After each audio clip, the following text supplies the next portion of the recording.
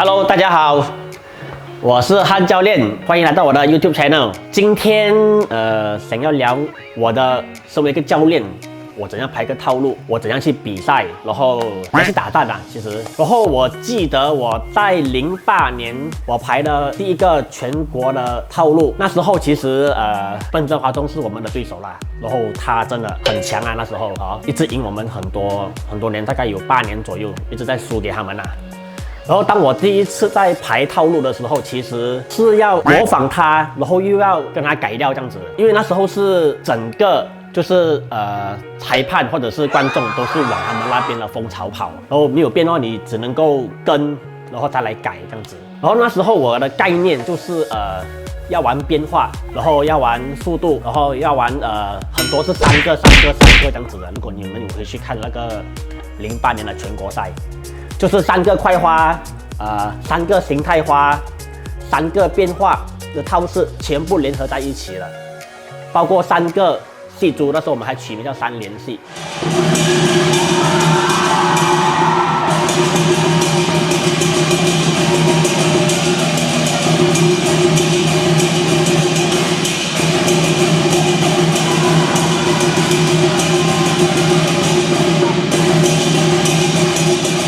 就是那时候08年就是要玩这种多变化的东西啦，然后其实漏界跟饱满还没有那么的讲究这样子，然后直到了我们险胜他啦，那时候真的是险胜，我们才拿919，他拿917，好像是如果我没记错的话，险胜他，然后就这样子，我拿到我的第一个全国赛的冠军。然后是因为我身为一个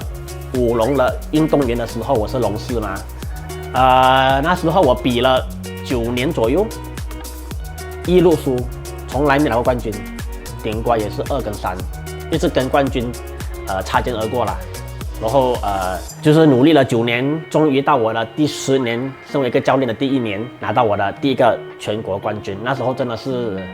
酷啊，一比完赛就酷哦。因为没有想到会拿到冠军嘛，然后拼了那么久，然后以为有机会去到香港了，哪里知道在香港我们又失手。然后我觉得香港就是世界赛要的东西，又跟我们的全国赛有不一样哦。所以第一次去比的时候，真的是输也没有人怪啦，因为自己失误嘛。然后回到来就10年的咯。10年就发生了很多事情，我们的 A 队去比香港了，有一半的人运动员离开，讲他们要做工了，就不玩龙，然后我们要从 B 队那边把它 up 去 A 队哦，而且全国赛在6月多，如果我们就说的话，在槟城，在6月左右啊，很急，然后很想要放弃啊，因为你的第一班人跟你最好的就已经放弃了嘛，然后也没有变哦，理事全部都叫我们继续加油这样子哦。然后10年呢，因为那个章程有改，我记得是7到8分钟了 ，OK， 7到8分钟，所以我的开场就没有了。摆一个造型，直接就我的龙就直接开始。那时候我记得是这样子。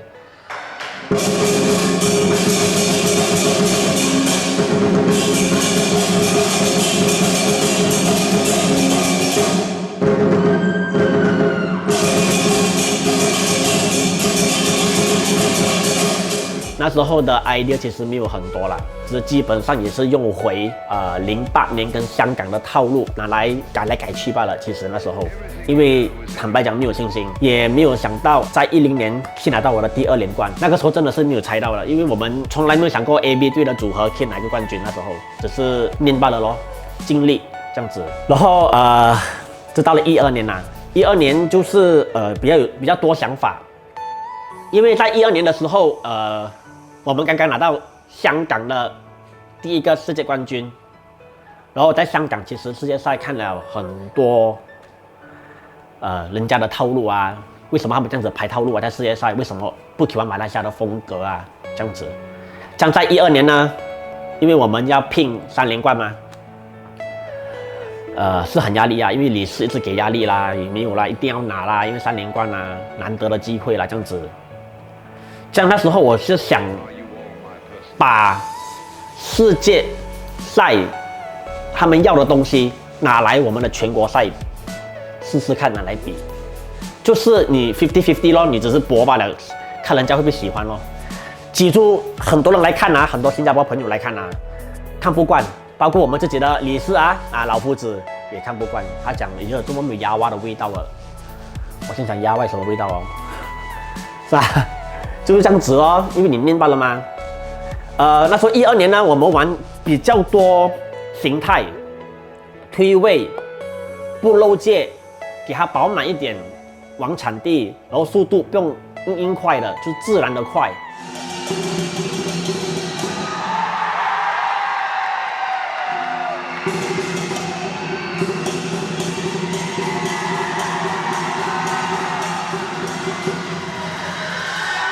那时候就因为这样子，我们就把整个马来西亚的风潮给换掉，就大家会注重多在饱满跟形态这一块。然后12年拿到3连冠之后，就到我的14年咯。第4连冠我排的套路是比较在整体了的，就是我怎样进场，我要特别的。那时候想到是该跟人家不一样了。所以我的开场如果你们看我进来的时候进场，以往的龙队都是走圆先的嘛，然后他们就可能直接摆正，或者是直接开始。我不是咯，所以我进来的时候，我会在场中间摆一个26-8造型 ，OK， 这些造型，然后那个龙头慢慢的往裁判长，然后才来跑圆。可是他跑圆的时候是没有鼓叶的，然后一摆正才来进鼓叶，然后进了鼓叶才开始这样子。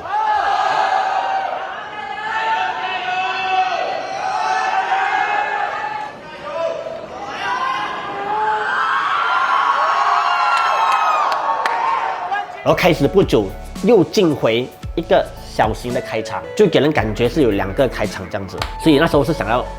跟人家不一样啦，其实。然后我是蛮幸运的啦，我的每一班的 A 队其实他们都很强啦，他们都懂我要什么东西，然后所以我的路其实走的比较轻松一点点啦，不用你不用教的那么辛苦咯，因为他们大家都懂我的要求在哪里嘛。第4连冠其实是要跟人家不一样罢了，我整个套路编排是要特别一点点。然后我有做比较多那种浮面的，就是这样子浮的形态，那个时候是比较玩在形态了的。第5连冠呢是在2016年的那场比赛全国赛那时候就比较想要 focus 在鼓乐那一边，就是我想要鼓乐跟龙真的是有配合到的，所以我那时候跟一整就是我们鼓乐教练，我跟他有比较多就是讨论我想要有风声，然后我想要有鸟声这样子的东西，然后因为我想要因为鼓乐让观众让裁判有一个画面感，不要死鼓是鼓龙是龙这样子，所以那时候就上网买了那个风声，然后我自己驾车去巴哥多买了个鸟声。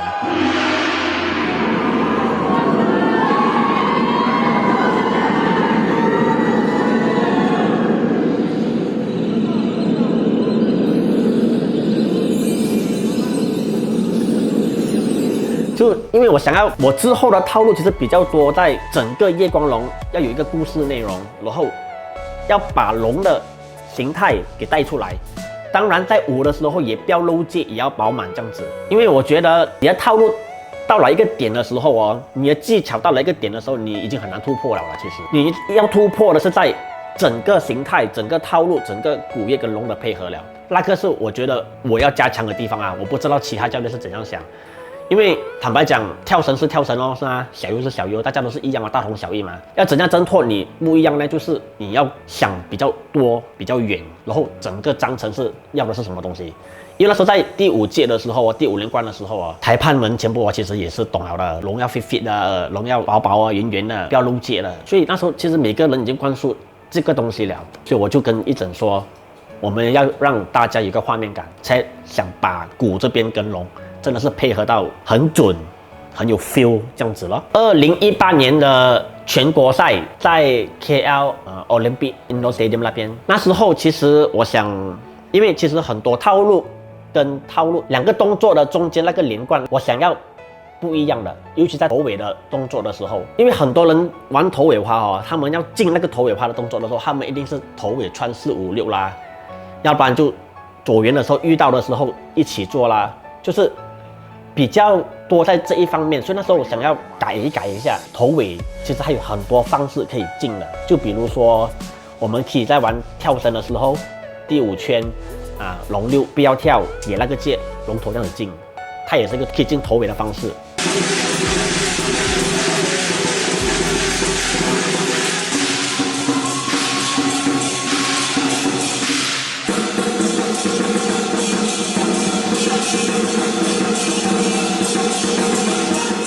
那时候想了好几个，所以也是一样咯，出发点也是一样，要告诉别人说我们是跟你们不一样的咯。所以每次其实想套路最难的是开场跟收场啦。所以你看我的开场跟我的收场哈，在最近的比赛都有一个连贯性啊，就是我怎样开场，我就会有怎样的收场，就可以把一个故事完完整整的表达出来这样子。所以在2018年就是有这样的概念，到现在，然后之后的路呢还不知道，所以在想咯。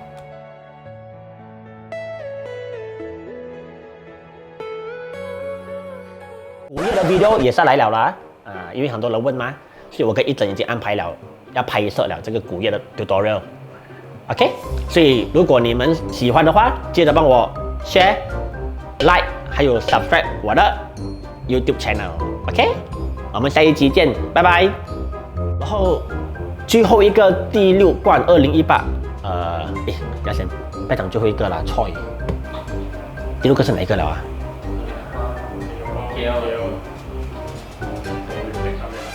？KL 我们玩什么啊？It's too late 那个啊。然后第5连冠是在马六甲，是吧